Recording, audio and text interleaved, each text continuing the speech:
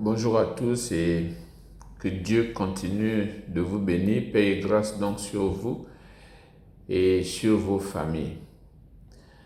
Alors, je vous parlais tantôt du concept de développement par Jésus-Christ que nous avons élaboré, l'association a élaboré et qui doit être mis en œuvre ou qui est déjà mis en œuvre. Et nous avons besoin davantage d'explications pour comprendre ce concept et pour pouvoir le mettre en œuvre, puisque c'est un concept qui devra être connu de tous, de manière à ce que les uns et les autres puissent agir conformément à celui-ci. Alors aujourd'hui, je voudrais vous parler du pilier 1 de ce concept qui est la parole de Dieu, la parole de Dieu. Pourquoi est-ce que la parole de Dieu est le pilier numéro 1 de ce concept qui est développement par Jésus-Christ? Parce que d'abord, c'est cette parole qui parle de Jésus-Christ. Donc si nous parlons de développement par Jésus-Christ, nous devons forcément mettre la parole de Dieu en avant. Mais je vais surtout partager avec vous des paroles, des passages bibliques qui justifient ce choix-là.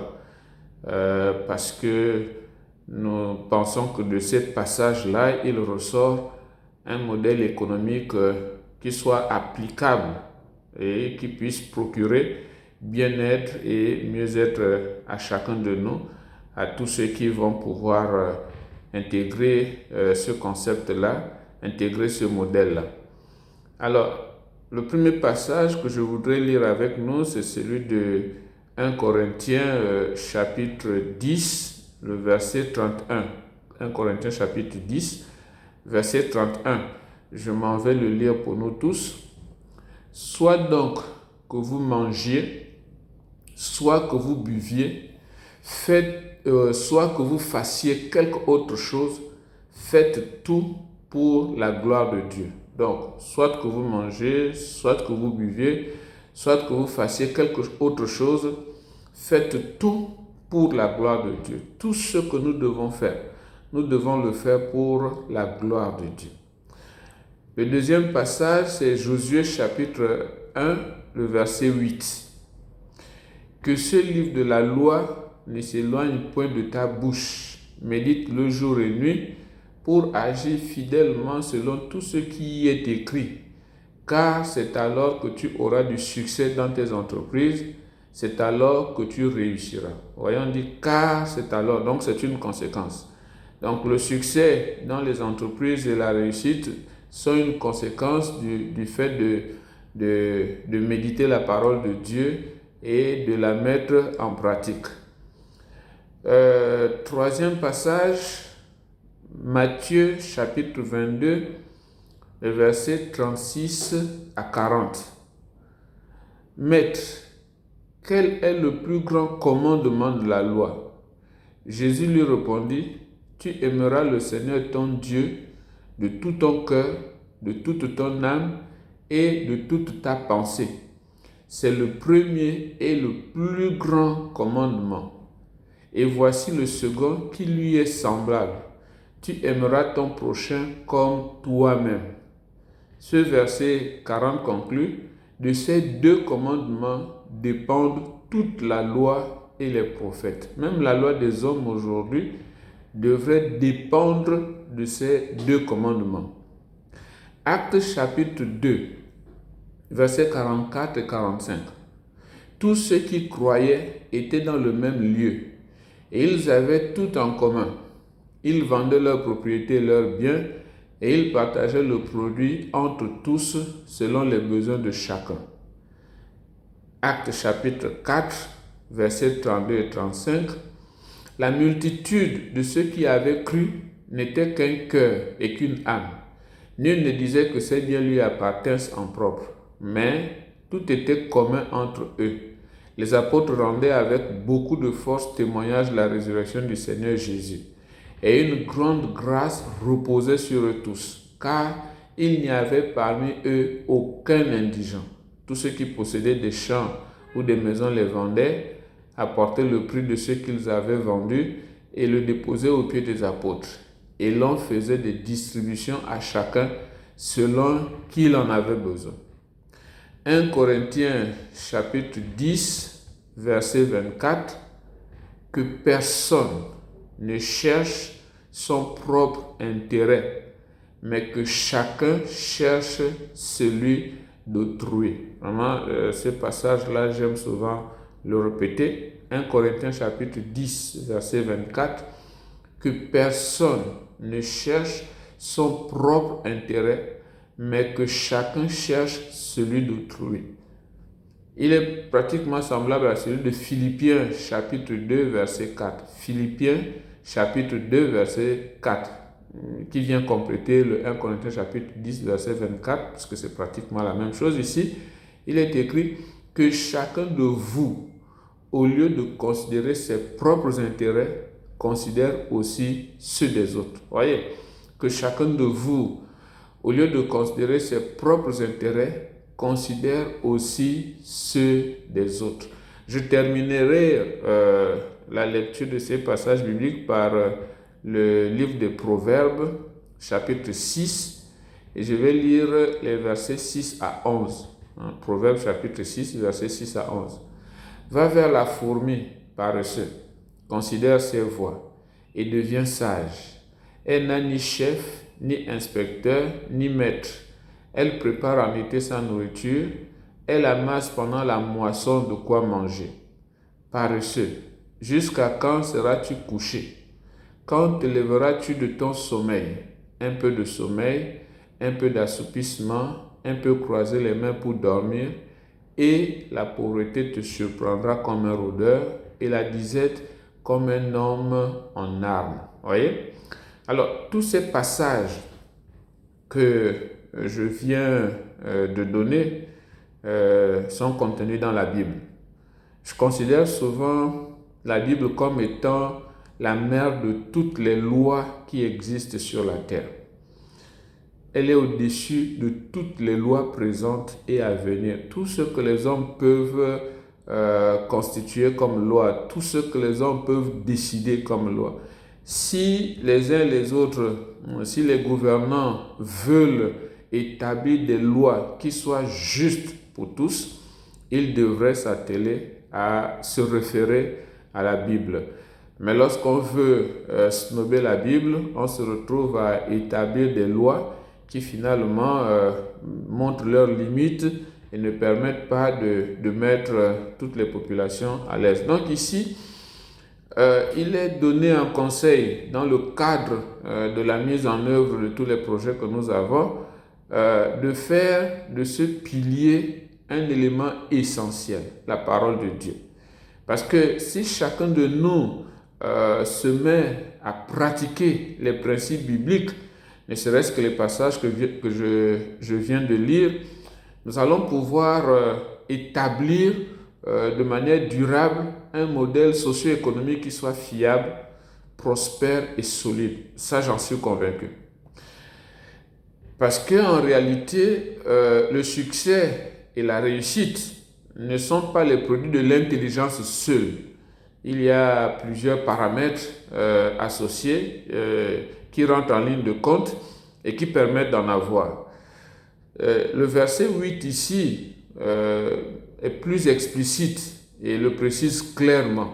En parlant de la source du succès et de la réussite, il dit c'est en mettant en pratique les principes bibliques que nous avons du succès dans ce que nous entreprenons, que nous avons la réussite.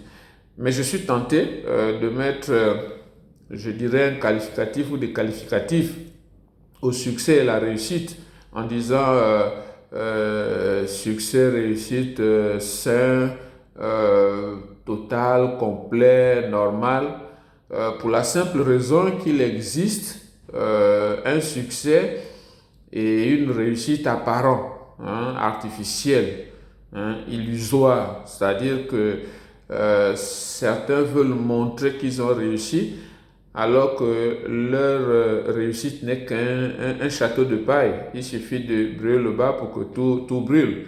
C'est pas un succès qui procure la joie, qui procure la paix, qui procure un sentiment de bonheur. Au contraire, comme je le dis souvent, chacun de nous connaît ce qu'il vit et chacun de nous connaît la réalité de son vécu.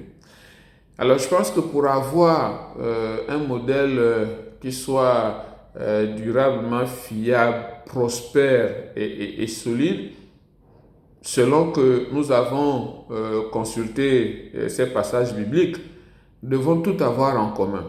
Voilà le premier élément qui est essentiel. Nous devons tout avoir en commun. Nous devons tout partager selon les besoins de chacun.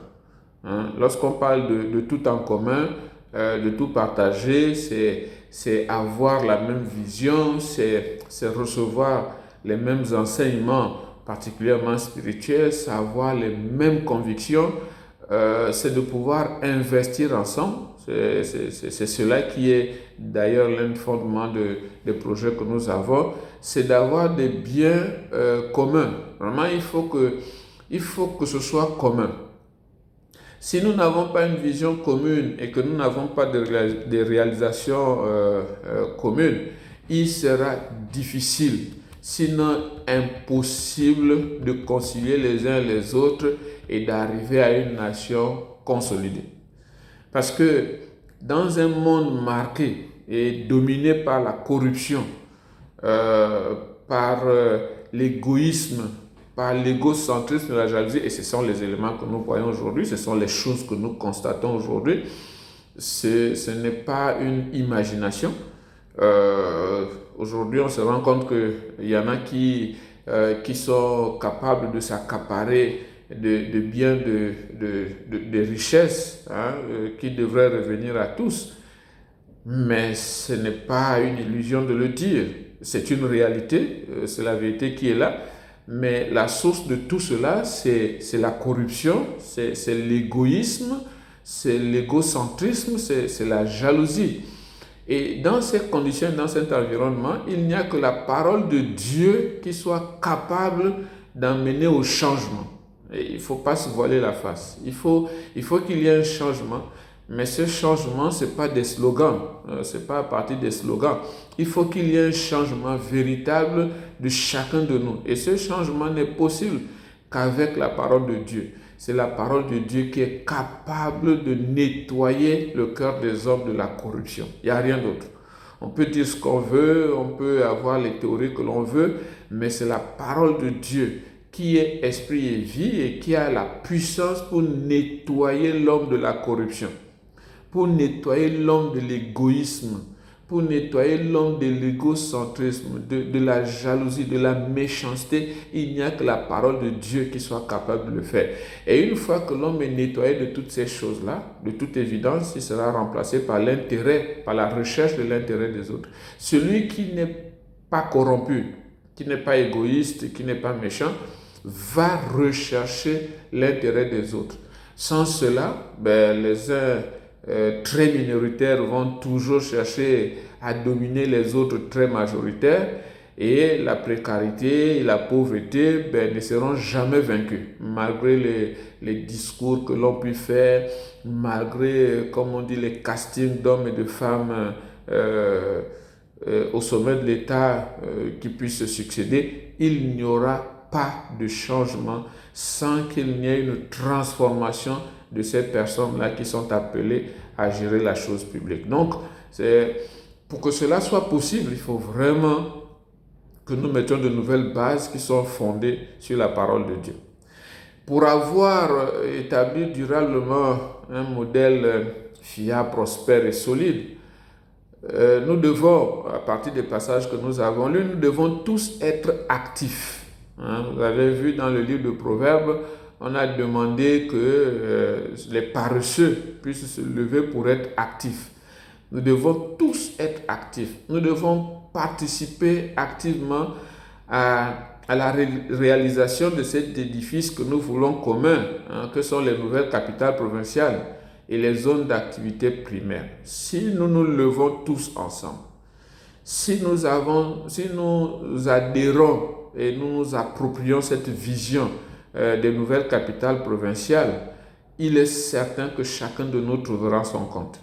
Et si dans cet environnement que nous voulons créer, il n'y ait pas de guerre de leadership, il n'y ait pas de la corruption. C'est pour ça que nous voulons fonder tout sur la parole de Dieu. Le pilier numéro 1 est utile et fondamental. C'est à ce moment-là que les uns et les autres vont se retrouver et vont se trouver bien.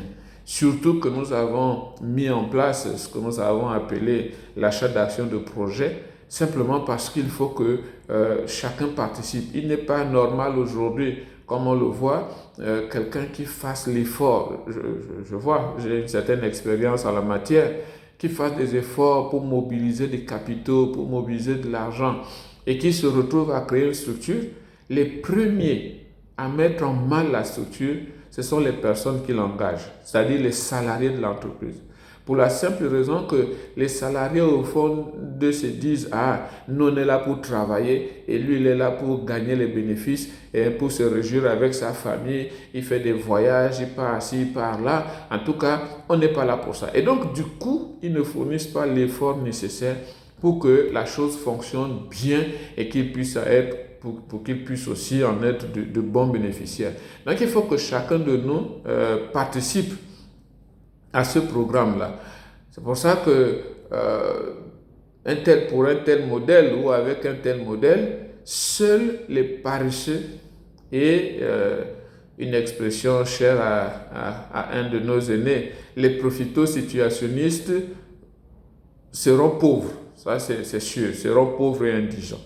Parce que les services qui sont mis en place feront que ce sont seulement ceux-là qui sont participants de l'action qui vont pouvoir être des bénéficiaires. Donc, il n'est pas normal que quelqu'un qui n'a rien fait, quelqu'un qui n'a pas réfléchi, vraiment qui n'a même pas acheté une action pour mobiliser l'argent nécessaire à réaliser un projet, puisse en être bénéficiaire. Alors là, pas du tout. Vraiment, il faut que ce soit clair pour nous.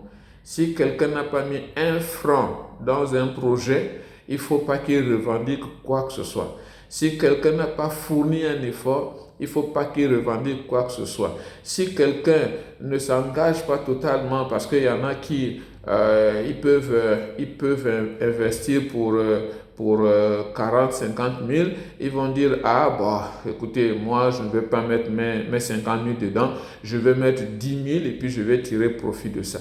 Rassurez-vous, les mécanismes sont mis sur pied pour que rien ne se fasse ainsi. Je vous prends un exemple qui est très simple. C'est la priorité, la prérogative qui est donnée à tous ceux qui ont investi plus que les autres. C'est-à-dire que s'il y a un emploi, un profil, il y a un emploi qui est disponible et que vous soyez 2 ou 3 à avoir exactement le même profil, on regardera parmi les 3, les 2 ou 3, la personne qui aura le plus investi et c'est cette personne-là qui va avoir le poste. Donc, tout est fait pour que ceux-là qui sont paresseux, ceux-là qui sont négligents et ceux qui veulent profiter de cette situation-là ne puissent pas vraiment en avoir au-delà de ceux qui l'ont fait. Donc, il est important pour nous que ce soit fait. Alors, de tout cela, il est donc important que nous soyons aussi conscients d'une situation, je voudrais dire de tout ce que nous avons lu, que nous soyons aussi conscients qu'en réalité, nous sommes de passage sur terre. Vraiment, c'est quelque chose, beaucoup ne veulent pas souvent le considérer, beaucoup ne veulent pas souvent le dire, ou beaucoup ne veulent pas souvent qu'on leur rappelle, mais nous sommes de passage sur terre. Tout ce que nous pouvons avoir aujourd'hui, tout ce que nous pouvons accumuler comme richesse, tout ce que nous pouvons accumuler comme bien ne nous sera pas profitable indéfiniment. Vraiment pas profitable indéfiniment. Les histoires de quelqu'un s'est réincarné, je n'ai, sauf erreur de ma part, c'est possible puisque je ne connais pas tout, mais je n'ai pas souvenance, par exemple, que dans notre pays, quelqu'un qui avait beaucoup de biens soit décédé et puis qui se soit réincarné et puis qui soit venu récupérer les biens qu'il avait en disant j'en suis le propriétaire, je suis mort telle date, je suis revenu à la vie sous forme d'eux et puis je viens récupérer ce qui est à moi. Tous ceux qui sont morts, ils sont partis et ils sont bien partis. Donc ça c'est une réalité, chacun de nous mourra bien un jour Et pour le temps que nous avons sur la terre, je pense que nous devons être au service des autres.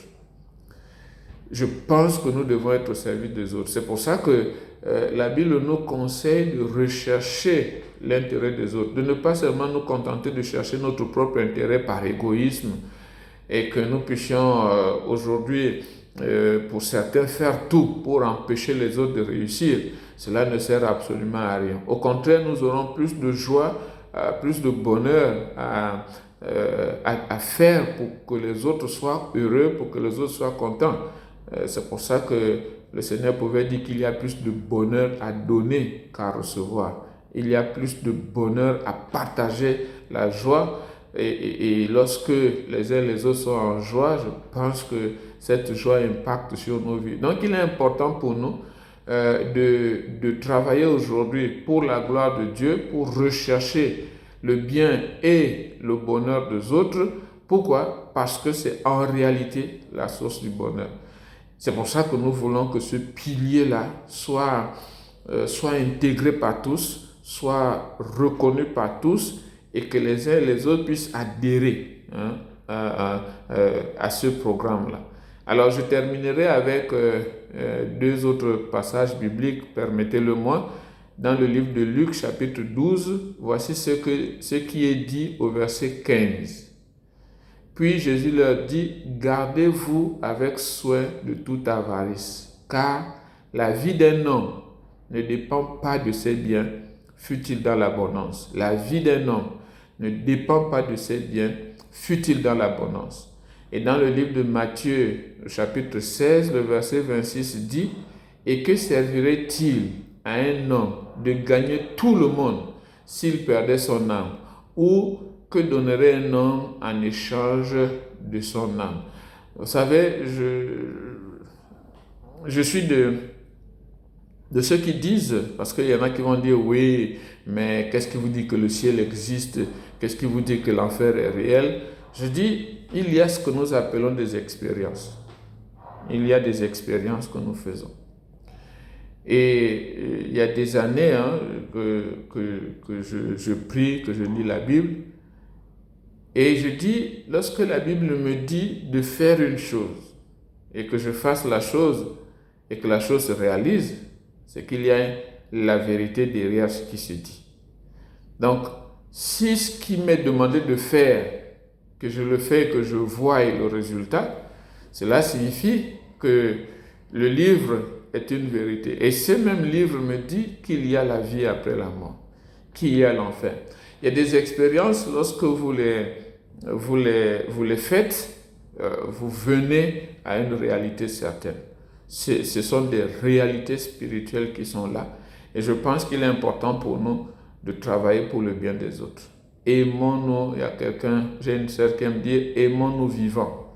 C'est-à-dire qu'aujourd'hui, l'expression de cet amour, c'est de faire tout ce qui est en notre possible pour réaliser les choses qu'il faut. Et c'est pour ça que nous vous proposons les nouvelles capitales provinciales. C'est un projet qui pourra permettre à chacun de nous de pouvoir vivre mieux sans pour autant forcément dépendre de l'action gouvernementale. Au contraire, les populations que nous sommes, si nous sommes mieux organisés, nous sommes bien organisés et que nous réalisons ces projets, ce sont les gouvernants qui vont pouvoir se rendre compte, enfin, d'ailleurs eux aussi vont participer puisqu'ils font partie de la population, mais qui vont réaliser que les populations que nous sommes capables de nous prendre en charge sans pour autant dépendre de toutes les décisions gouvernementales. Ce n'est pas de la rébellion, il faut que ce soit clair, il faut que ce soit clairement dit. Ce n'est pas de la rébellion, mais c'est plutôt une prise de conscience pour montrer aux uns et aux autres qu'il faut travailler, qu'il faut s'associer, qu'il faut être ensemble pour pouvoir réaliser des choses. Et si nous sommes ensemble, nous allons pouvoir les réaliser. Et c'est ça mon message. Unissons-nous, faisons les choses ensemble. Vous savez, il est facile de créer une entreprise. J'ai pris un exemple. Je disais dans une précédente vidéo que nous allons, par exemple, lancer le championnat de football des collectivités locales. Je me souviens, une certaine année, il y a un vice-président de la NINAF qui disait que pour qu'une équipe soit solide, il faudrait qu'il y ait des sponsors qui participent pour pratiquement 500 millions. C'est-à-dire qu'il faut 500 millions pour que l'équipe soit bien organisée et puisse prendre part au championnat. Lorsque je fais 500 millions, je divise par 10 000, je réalise qu'il faut simplement 50 000 personnes. Si 50 000 personnes s'associent et que chacune des personnes donne 10 000, 10 000, 10 000, il y a les 500 millions.